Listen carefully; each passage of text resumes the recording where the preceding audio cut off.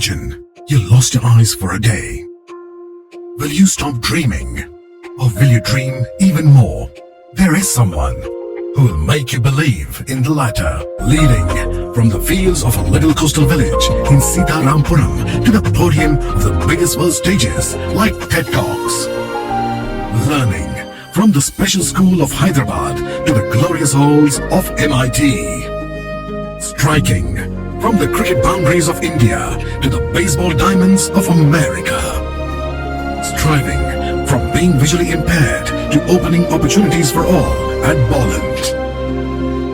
Evolving from being a small farmer's son to a world's recognized entrepreneur by Forbes today. He has created a life on his own terms that never negotiates his attitude of Shri can do anything.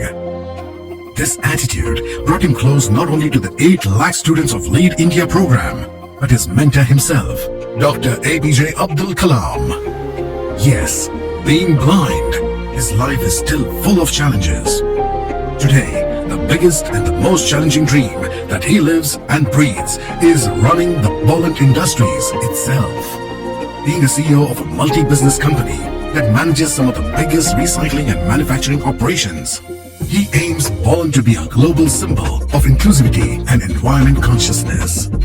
Bolland today is known for high-quality, eco-friendly products, a savior for treating industrial waste, a leader of inclusive employment in India, and a highly profitable organization that works with business excellence. An idea so impactful that even Dr. Kalam himself and Tata Group put their faith in his company and became investing partners. His initiatives like the Braille Library in Hyderabad, Samanvay Center, a school for disabled, and the Surge Impact Foundation for supporting entrepreneurs have given hopes to thousands and continue to do so relentlessly. Even hiring at Bolland also mirrors his vision of inclusivity with over 36% differently abled workforce and growing. He has also received every conceivable laurel of a young man's dream. Forbes 30 Under 30, NDTV Indian of the Year, World Economic Forum's Young Global Leader, JCI's Top 10 Outstanding Young Persons, and much more.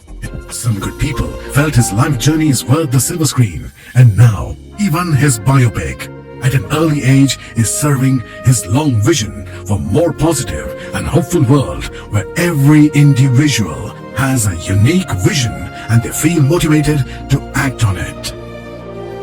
Success and appreciation that the movie received have motivated him even more to put more efforts and help more people. With a smile and a bucket full of ideas, he's a philanthropist, a visionary, an entrepreneur, the CEO of Bolland Industries. He is Mr. Srikanth Bolla. In America, and thank you for supporting this vision. As Pallavi was mentioning, Shankara Eye Foundation is not just giving vision, it's giving the hope for people who are hopeless and sight who does not have sight. And vision is something that you and I cannot give it to anybody, neither Shankara nor you and I. It is something within all of us. And today our vision is to awake, arise and stop not till the goal is reached of providing 1 million free eye surgeries. I think that's the goal that Murli ji had just laid out before me. I think I stick to it, and for you and me, the only mission and vision is to make sure 1 million people who does not see through their eyes and vision through their minds. Because for me and you, vision is something which is invisible and neither of us cannot see it. Vision is for the mind and sight is for the eye. So we better get that thing right, because most people doesn't get it right. And people often think sight and vision are the same. But a person without sight can do wonders, just as you are seeing me. But a person without vision can do nothing. Therefore, let's have that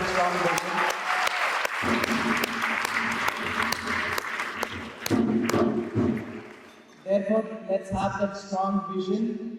And let our vision awake today in all of us, and let Swami Vivekananda remain the teachings remain in all of us, and let's not relax or rest until this big, huge goal is met in the form of Shankara Eye Foundation.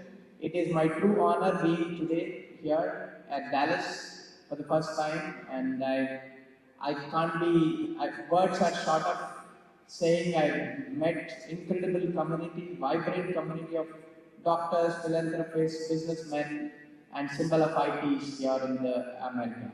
And I'm really thrilled and looking forward to being and forging long-lasting relationships with all of you. Thank you again, Sankara Eye Foundation, for calling me today and making me a part of this noble cause that would light up the whole world. Thank you. Wow.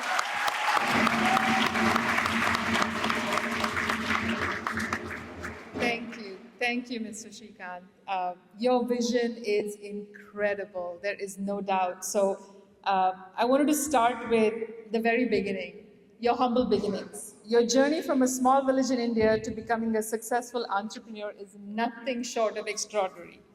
And there are many defining moments in your journey. For those of you who watched the movie on Netflix, you might have got a little glimpse into that. But tonight, I was wondering if you can share with us just one of those extraordinary moments that shaped your path. I think I'm happy you didn't ask this question in a different way that everybody asks. You know, people often ask me, you're a celebrity now, how does it feel like?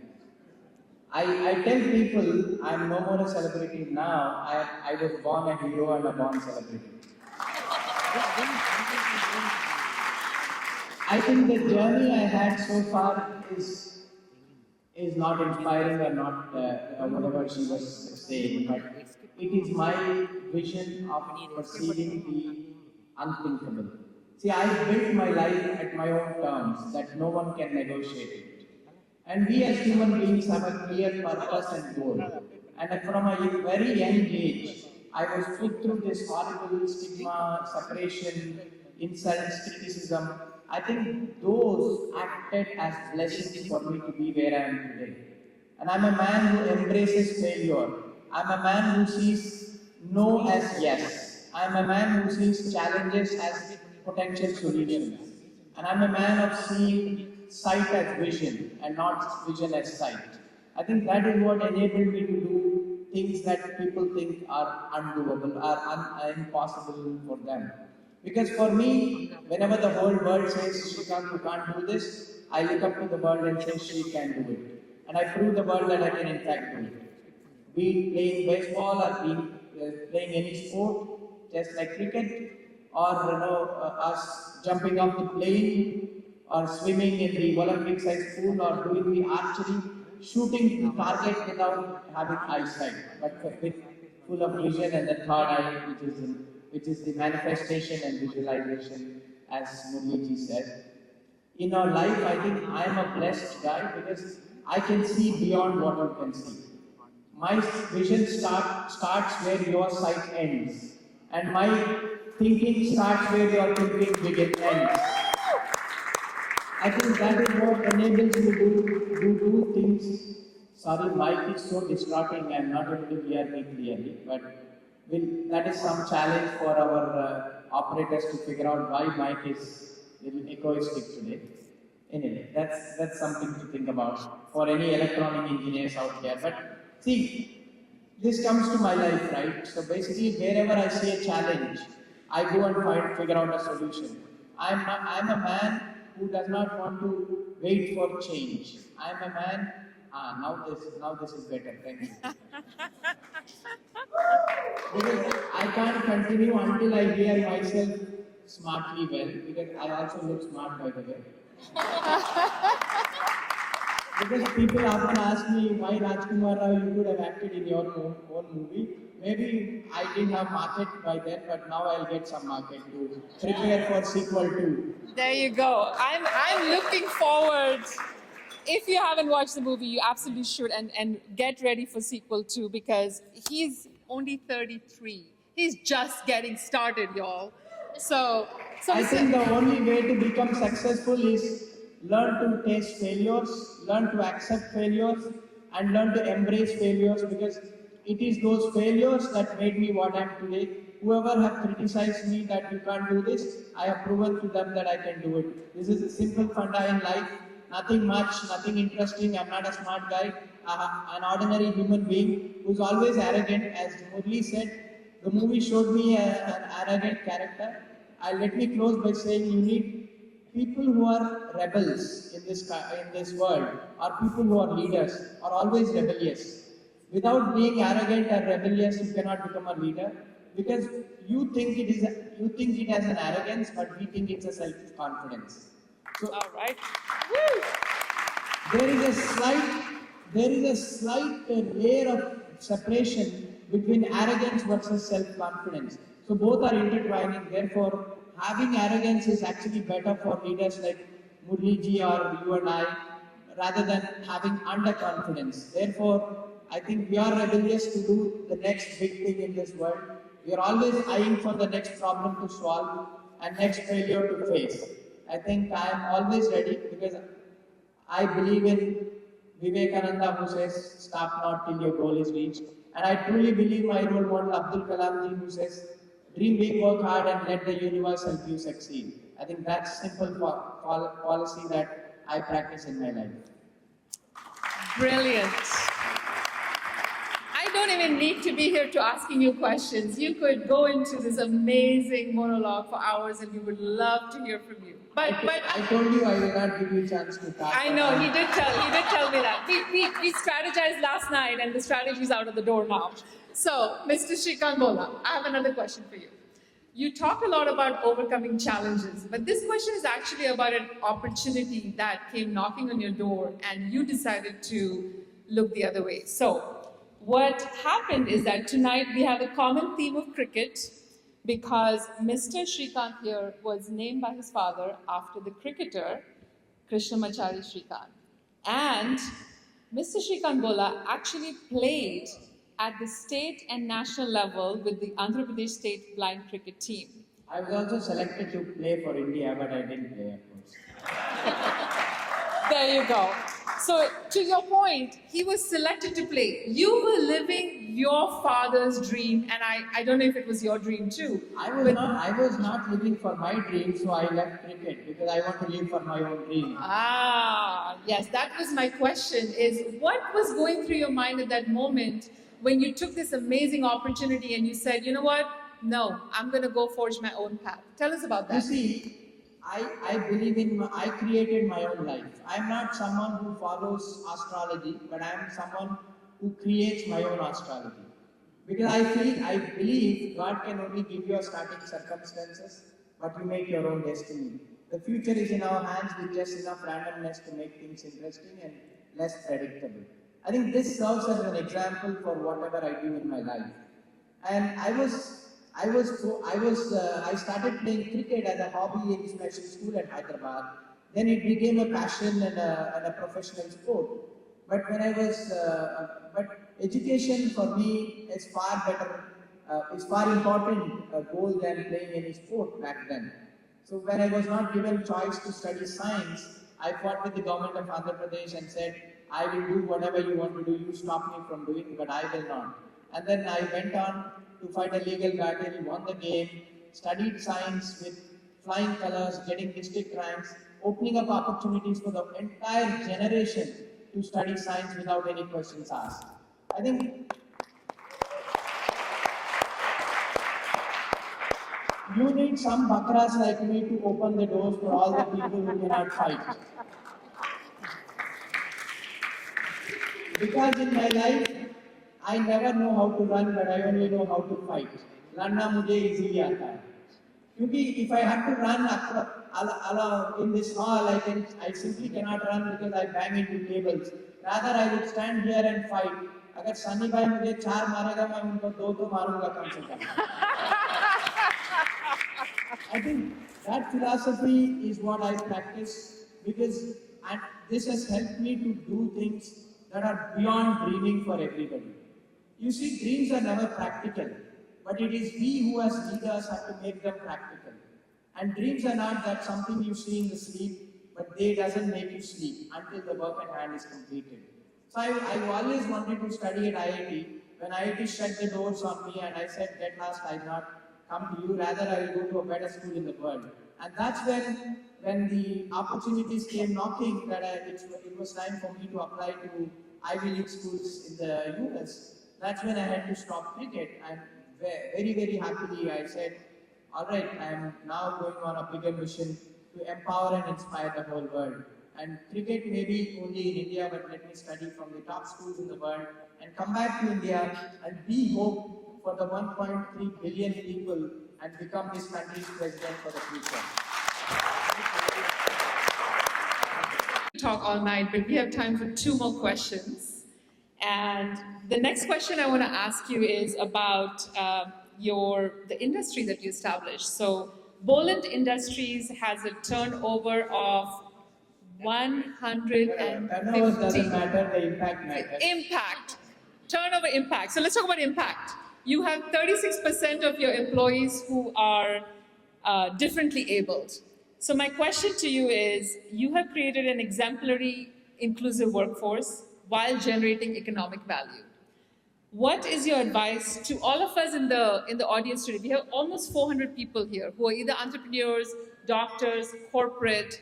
What is your advice to us to create that inclusive workplace? I think for me, studying in the US had been a blessing in my life, because I was exposed to the worldly ideas, the innovations, and the importance of environment and the humanity as a whole. Because I believe in life that right exposure at the right age to right things is the most important thing that anyone could have. And without right exposure, we can't simply do anything, because all our talent and hard work won't take us anywhere beyond just sitting across the table and sipping a coffee. So I think having that right exposure is quite important, and I'm one of the lucky ones. The setbacks I had in life enabled me to gain more exposure, and also studying here in the US taught me so much about protecting the environment and working on the sustainability, and yet providing employment opportunities and livelihood opportunities for people who have been unempowered for decades in India. Because if you see, people with various disabilities have been secluded from mainstreaming in terms of education, in terms of skilling, and in terms of employment. So we have worked on various projects to get these people employed in the country, but there were no stakeholders to offtake them. So that's when we decided, why should we beg someone? Why not we do something and show the world that these people can be turned to the productive workforce, which can work better than the robots in the Apple factories. And that was a vision. Our vision was very simple. We want to create world-class products out of waste by using people who are at the margins of the society. Talking about the waste, people actually thought I'm an idiot when I wanted to do something in the recycling and sustainability in India. People said I'm doing charity, but I proved that money making can only happen by being socially responsible. And we have recycled everything and anything, ranging from your palm leaves to municipal waste to your plastics to pharma waste to industrially generated water and whatnot.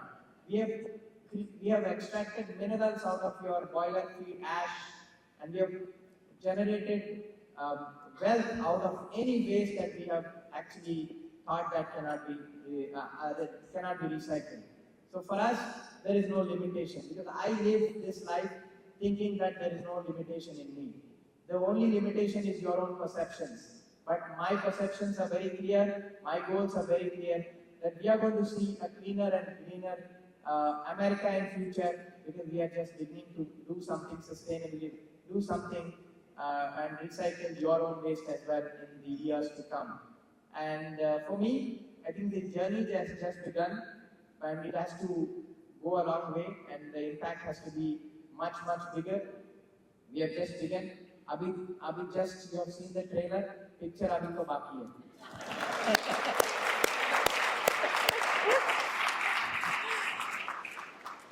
We could talk all evening, but sadly, I have the last question for you. You gave me only 15 minutes. I know.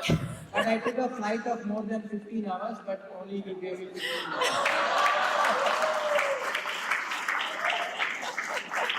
That is why we have your Netflix movie. We will play it over and over again. So, Mr. Bolla, we have I'm looking around this room. Every table is full.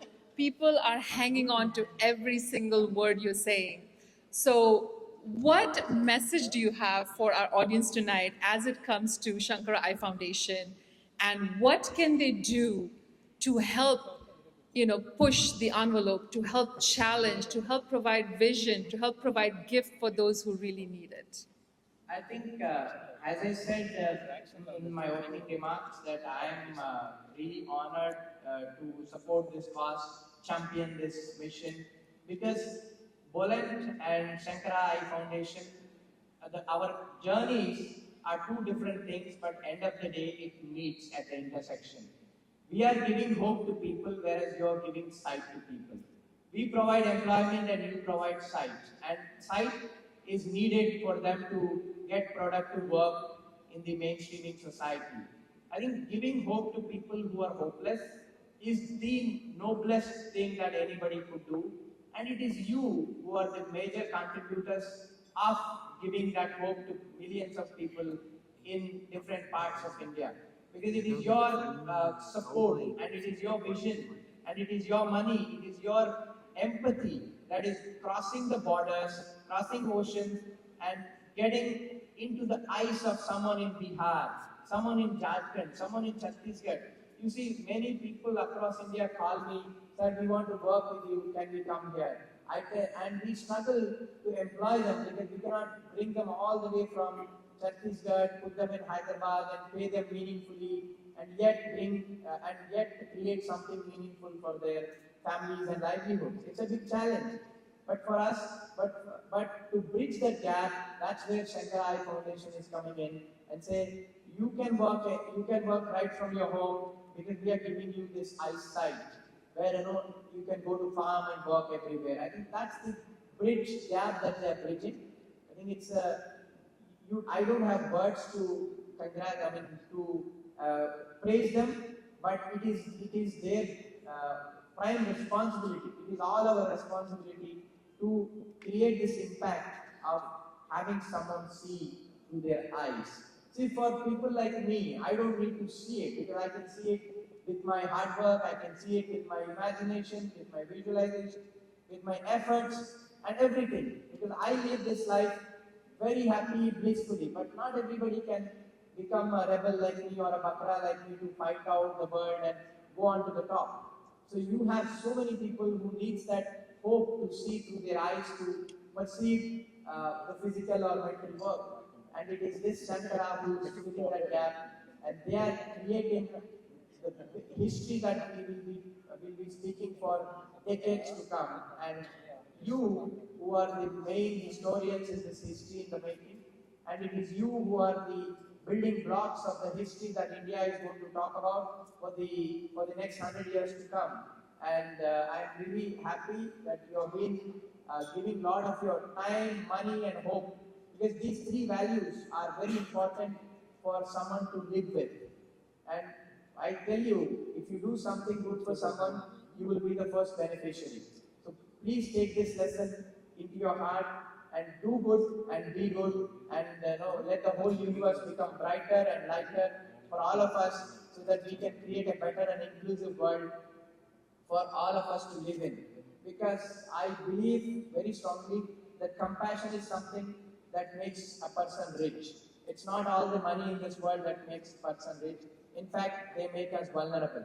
So it is the compassion that my parents have given me to bring me up against all odds, and that's why I became the richest person at heart, to come here, stand in front of you and say, you become compassionate by not donating some money to a beggar on the street, but donate your money in the form of time, money and hope to someone who thinks this can be put to great use and this will give a hope and light to people who needs the most.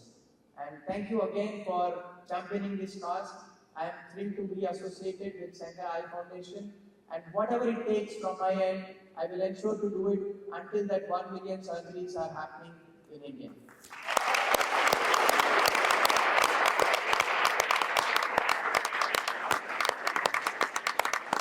Say something, hold on.